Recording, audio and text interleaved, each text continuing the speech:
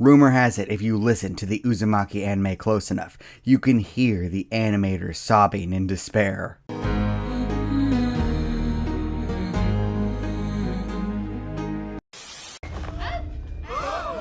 Oh, I forgot how bad it looks. I've seen worse.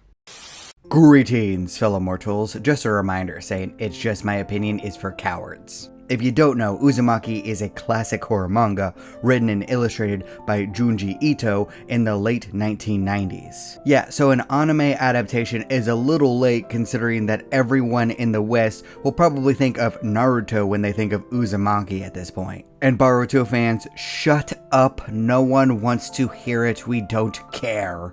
If you are familiar with Japanese artwork at all, you've at least heard of this series. Before now, I haven't completely read any of Ito's work, but I was very familiar with his iconic imagery. But love of storytelling, why didn't you read any of Ito's work? Well, it's just because I'm not that big of a horror fan. Meaning that everything that I say is from a newcomer who isn't familiar with his work and really isn't a fan of the genre. So my perspective is a skeptical non-fan who noticed all of the different issues in animation, budget, pacing, and number of episodes. So I have to say that this hot mess that was internally sabotaged by a bunch of corpos that have no idea what they're doing was absolutely amazing. What the hell was that? That was totally wicked! Don't get it wrong, I noticed every single issue that popped up throughout the show. Number one, the quality of the animation fell off a damn cliff. Now, this isn't me criticizing the animators at all, because they had their budget absolutely slashed to pieces right before their eyes. They were given a terrible hand at poker, and they had to bluff their way to not lose everything. So I have a lot of sympathy and respect for them. They were put in a terrible spot, but still, you do notice how terrible some of the animation is at times. Especially when characters are running. Oh my god, it is so bad. There were times where the scenes were super creepy and super serious and I just burst out laughing because of how awful everything looked. Oh no, this character died. Oh no, this character turned into a monster. Meanwhile, I'm just cackling because of how awkward everything looks. If not for the art direction inspired by Ito's designs, this entire project would have fallen apart from a visual perspective. Fortunately, this is an interpretation of perhaps the greatest horror art ever made. After watching this entire show, I went back and read the manga, and I have to say everything did look better in manga form, but the anime did as good as they possibly could considering the circumstances. In terms of money, we have no money. The next biggest issue was the pacing. Now, I only noticed it a little bit during the first episode, but during the second and third episode, oh boy, was it very noticeable. It felt as though different chapters were being stapled together awkwardly in order to fit everything in. I was watching this with my wife, who is actually a bigger fan of this than even me, and she was very confused because it was kind of all over the place from what she remembered. From an outside perspective, yes, this was a breakneck pace. They were hurrying to fit in as much as they possibly could. After dissecting each individual chapter, I have come to the conclusion that the show needed 4 to 4.5 hours, and it only had an hour and a half. There simply wasn't enough time, and you could absolutely feel it in every individual episode. Not only that, a lot of the things that were shown in the manga were outright told to you instead because they didn't have the budget or the time in order to animate everything that they needed to. That being said, looking at everything holding back the showrunners, they did about as good of a job as you possibly could have. They were absolutely beaten into submission with the amount of time and the amount of money that they were allowed to use. And I have to commend them because I can't possibly think of a better way to handle the situation than what they did. Every single problem that popped up in this show didn't occur because people were lazy or didn't care. In fact, I have a feeling that everyone involved in Uzumaki absolutely adores the story and the art. They just didn't really have a chance at all to make this the best version possible.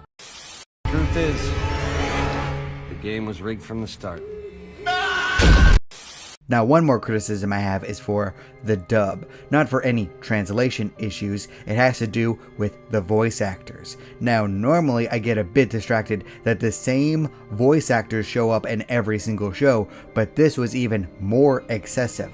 The same exact voice actor was used for about 20 different characters. Once again, it's probably a budget issue, but if you listen to the show, you probably wouldn't be able to tell who was whom. But luckily, the brilliance of the original work bled through to make this better than it had any right to be.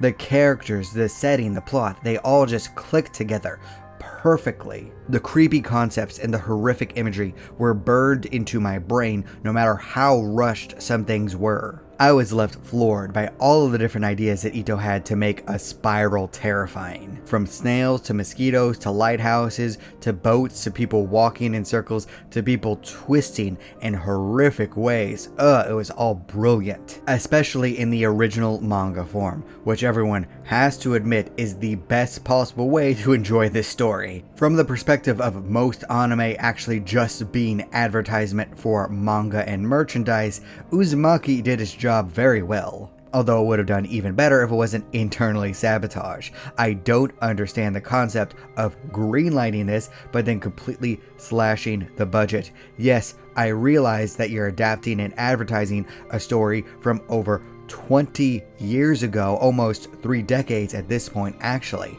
But still, if you're going to tell the story, tell the damn story. What were they thinking, drinking, smoking? How did it get made? I don't know. Imagine if this was given the time and money it deserved. It would have become a classic that everyone rewatched every single year. Manga sales and merchandise sales would have gone up every single year. It's a long-term investment. Oh my god, it's not that hard. But at least the anime made some new fans. I'm probably going to reread Uzumaki every single year at this point, and I'm going to look through the rest of Ito's work. But am I ever going to rewatch this show? No, why would I do that when the manga is infinitely better?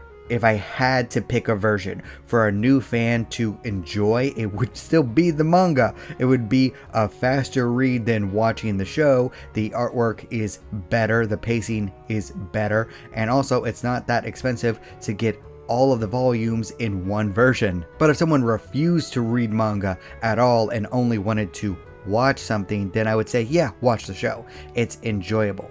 It's very good, but it doesn't reach its full potential. If I suggested this anime to anyone, I would tell them, hey, be kind to the animators because their budget was obliterated before their eyes. They did the absolute best they could with the time and the money that they had. While still good and enjoyable, there's no denying that this is a subpar interpretation of Uzumaki. Which is strange for me to be so kind to it, considering that most subpar interpretations make me annoyed. I'm being kind to this anime because it's clear that everyone who worked on this show loved Uzumaki. They did the absolute best that they could, which is a lot more than you can say for shows with a lot higher budgets. 10 times out of 10, I would prefer a story that is rough around the edges but has a lot of love put in, compared to the most gorgeous thing I've ever seen, but everyone involved hates the source material. All I want is for someone to try their absolute best. So when someone phones it in, that's when I get a little bit irritated and I don't want to watch it anymore. Imagine if even a fraction of the passion and love from Uzumaki got put into other shows. We would be having a renaissance of television right now. Or movies, or books, or comic books. Oh my god, we live in the world with Spurgeon's Law, where 90% of everything is absolute.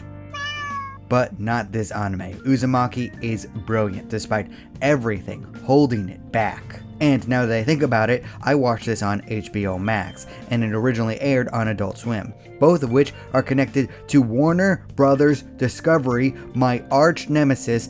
Oh my god, why do you ruin absolutely everything? This explains absolutely every hardship Uzumaki faced. Oh my god. But what do you think? Did you watch Uzumaki? Did you love it? Did you hate it? Could you get over a lot of the animation issues? If so, please leave a comment down below. I'd love to hear your thoughts. And remember, if you disagree with everything I have to say, that is perfectly fine. After all, everyone is entitled to their objectively wrong opinion. Brilliant! Thank you all so much for watching. Still here? Good night, everybody. Thank you. You bye. Boom. Do not despair.